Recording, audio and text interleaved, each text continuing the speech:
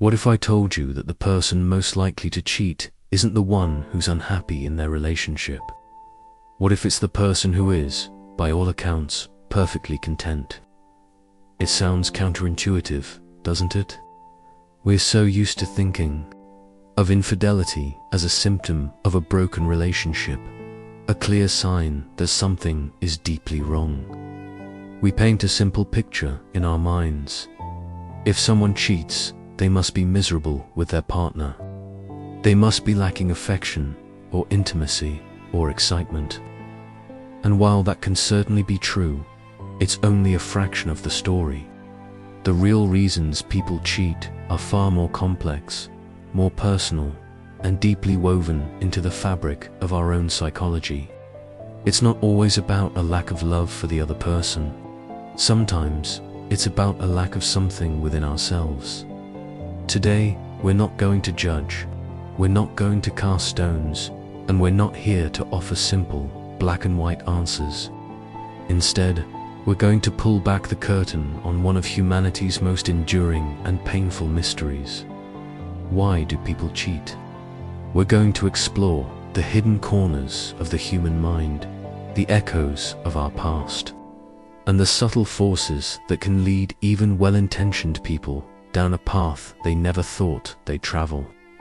And in doing so, we might just learn a little more about ourselves, our relationships, and the intricate dance of the human heart.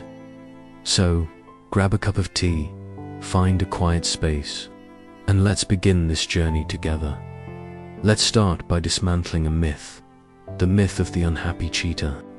It's a comforting story because it gives us a sense of order, a feeling of cause and effect. If we are happy, if we are good partners, then we are safe. But the truth, as uncovered by therapists and researchers, is far more unsettling. Many people who engage in affairs report being happy, even in love with their primary partners. They describe their actions with a sense of confusion, a disconnect from their own values. They might say things like, "I don't know why I did it. I love my spouse. I have a good life." This is where the story of infidelity moves from the realm of the relationship to the realm of the self. It suggests that the act of cheating isn't always about turning away from a partner, but rather about turning towards a different version of oneself. The affair becomes a stage upon which they can play a different role, experience a different identity. Perhaps in their daily life, they are the responsible parent, the dependable employee, the sensible spouse.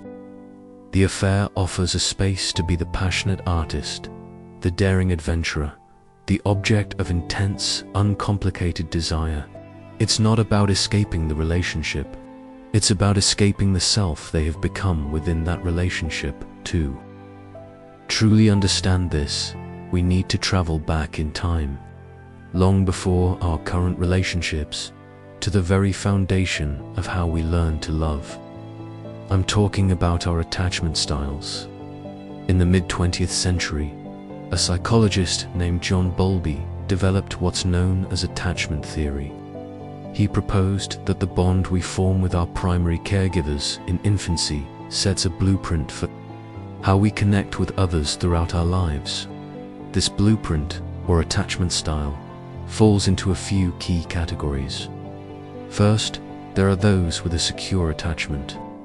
As children, they felt safe, understood, and valued by their caregivers, knew they could rely on them. As adults, these individuals tend to find it easier to be close to others. They are comfortable with intimacy and interdependence, and they don't worry excessively about being abandoned. They have a solid foundation of self-worth that isn't easily shaken. Then we have those with an anxious attachment.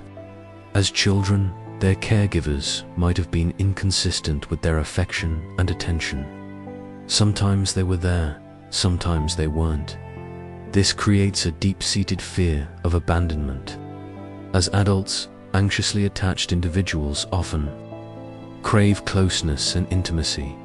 but they are constantly worried that their partner doesn't love them or will leave them. They might be prone to jealousy and need frequent reassurance. Finally, there are those with an avoidant attachment. As children, they may have had caregivers who were distant, rejecting, or dismissive of their needs. They learned early on that relying on others leads to disappointment, so they become fiercely self-reliant. As adults, they are often uncomfortable with closeness and value their independence and freedom above all else. They might see emotional intimacy as a threat to their autonomy. Now, how does this connect to infidelity? Well, our attachment style acts like an invisible hand guiding our romantic behavior. Someone with an anxious attachment style, in their constant quest for validation, might seek it outside the relationship if they feel their partner isn't providing enough reassurance. The attention from a new person can feel like a powerful bomb on their deep-seated anxieties, a momentary fix for that feeling of not being enough. It's not necessarily about the other person. It's about quieting the storm of insecurity inside them. Conversely, someone with an avoidant attachment style might cheat as a way to create distance in their primary relationship. When their partner gets too close, when the demands of intimacy feel suffocating, an affair can serve as an escape hatch. It allows them to reassert their independence and avoid the emotional vulnerability they find so terrifying. It's a subconscious way of saying, "See, I don't need you that much. I can stand on my own 2 feet." For them, the affair is a way to keep true intimacy at arm's length, beyond our earliest bonds. Another powerful psychological force at play is our self-esteem. We often associate cheating with low self-esteem, and for good reason. When someone doesn't feel good about themselves, they may look for external validation to prop up their fragile ego. The thrill of a new person's desire, the compliments, the feeling of being wanted, it can be an intoxicating drug for someone who secretly feels worthless. It's a temporary boost, a fleeting confirmation that they are, in fact, desirable. Think of it like this. Imagine your self-worth is a bucket. For someone with healthy self-esteem, that bucket is mostly full from within. They have a sense of their own value that is stable and consistent. For someone with low self-esteem, the bucket is riddled with holes. They are constantly trying to fill it with water from external taps, praise from their boss, likes on social media, and yes, the attention of a new romantic partner. But because the bucket is leaky, the feeling of fullness never lasts, and they are soon left feeling empty again, searching for another tap. But here's a twist that might surprise you. It's not just low self-esteem that can lead to infidelity. A certain type of high self-esteem, what we might call inflated or narcissistic self-esteem, is also a significant risk factor. Individuals with narcissistic tendencies have an exaggerated sense of their own importance, a deep-seated need for admiration, and a lack of empathy for others. They believe they are special and that the normal rules don't apply to them. This sense of entitlement can lead them to believe they deserve to have their every whim and desire fulfilled. Regardless of the commitments they've made, they might cheat simply because the opportunity arises and they feel they are entitled to take it. There's less of a struggle with guilt, less concern for the feelings of their partner, because in their worldview, their own needs and desires are paramount. The affair isn't a symptom of insecurity. It's an expression of their perceived superiority. It reinforces their belief that they are above the mundane constraints of monogamy. This brings us to the broader landscape of our personalities. Psychologists often use a framework called the Big Five to understand the core dimensions of personality. These are openness, conscientiousness, extroversion, agreeableness, and neuroticism. Research has found that 2 of these traits, in particular, are strongly linked to infidelity. The first is low conscientiousness. Conscientious people are disciplined, dutiful, and they have a strong sense of responsibility. They think before they act, and they are good at delaying gratification. Someone who is low in conscientiousness, on the other hand, is more impulsive, more disorganized, and less concerned with rules and obligations. It's not a huge leap to see how this could translate into a higher likelihood of cheating. The impulsive nature might lead them to act on a fleeting attraction without considering the long-term consequences. The second trait is low agreeableness. Agreeable people are cooperative, compassionate, and trusting. They value social harmony and are sensitive to the feelings of others. Those who are low in agreeableness tend to be more cynical, more competitive, and less empathetic. This lack of empathy can make it easier to compartmentalize their actions and disregard the immense pain their infidelity will cause their partner. If you can't fully register or feel the emotional devastation you are about to unleash, it becomes easier to proceed with the betrayal.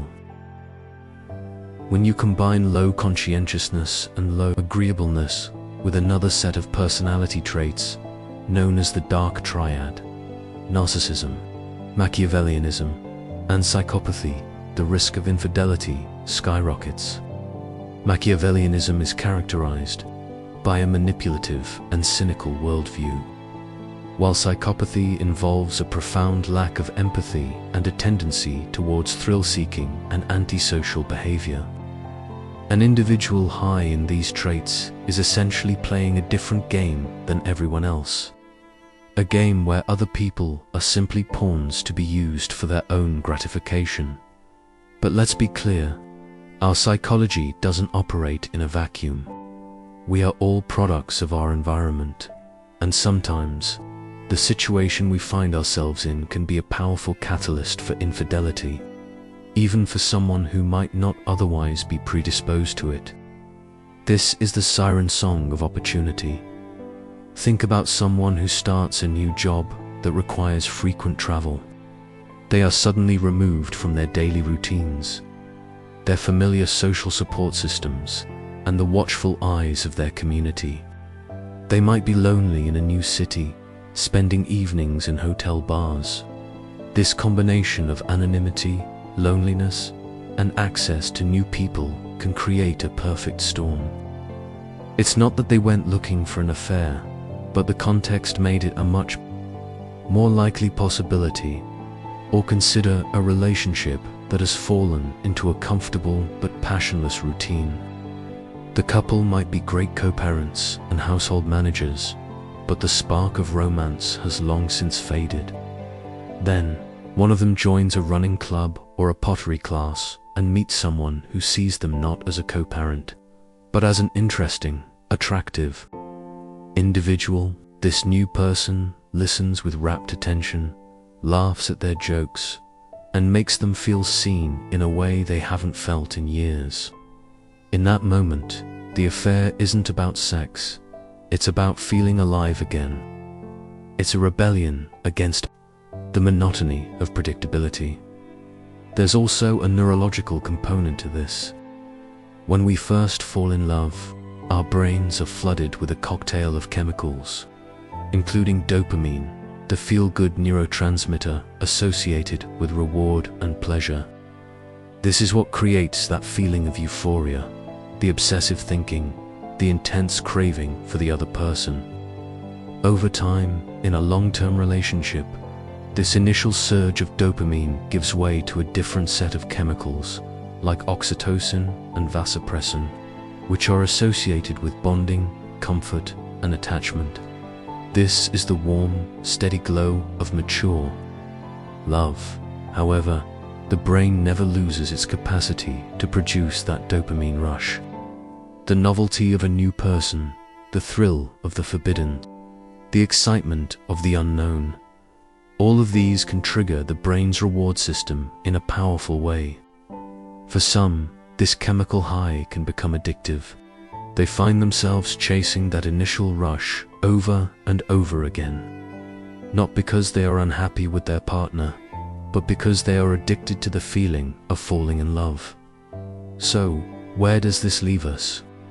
We've journeyed through the echoes of our childhood attachments, the delicate balance of our self-esteem, the intricate wiring of our personalities, and the powerful influence of our surroundings. We've seen that the reasons people cheat are rarely simple and almost never about just one thing.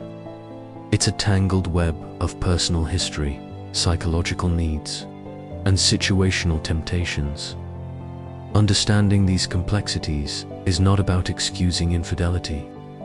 The pain of betrayal is real, profound, and often life-shattering. It's a violation of trust that can leave deep and lasting scars.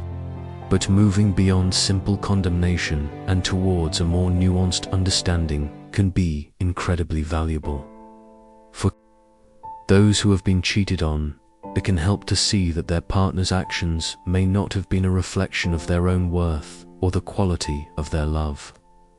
It can shift the question from "what did I do wrong?" to what was happening within them.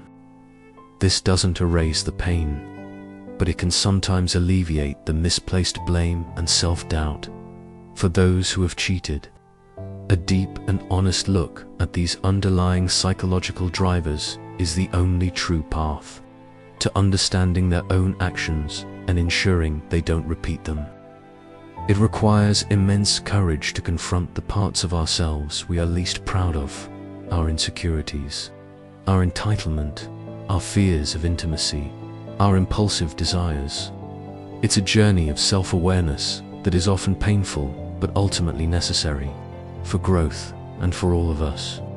As we navigate our own relationships and witness the struggles of those around us, this deeper understanding can foster a sense of empathy.